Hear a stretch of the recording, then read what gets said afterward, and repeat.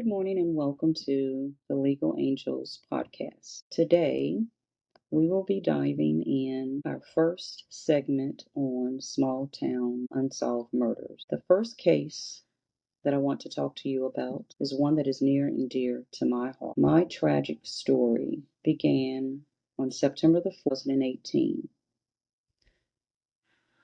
I woke up to a phone call that no mother ever wants to get.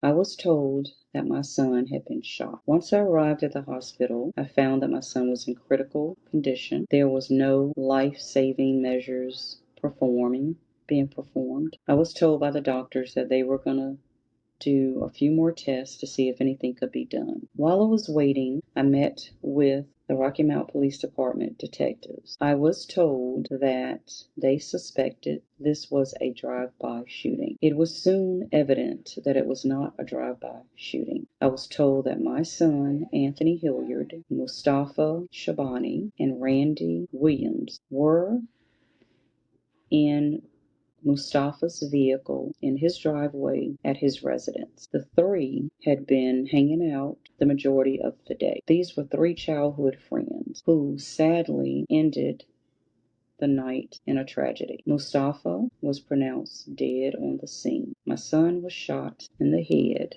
and airlifted to the hospital. Randy, one gunshot wound to the leg, none threatening injuries. The police detectives told me that they were waiting to talk with my son and Randy about what happened. My son never regained consciousness, so the detectives spoke with Randy, and they said that the story he gave they did not believe, so they pressed him for the truth. At that moment, he refused to talk without an attorney. So the detectives went back to the hospital the next day to talk to him again, to find that he had been discharged from the hospital. They could not locate him. He disappeared with no explanation for 9 months. He was finally found in Florida. The Rocky Mount police detectives extradited him back to North Carolina for a warrant for possession of a firearm by a felon.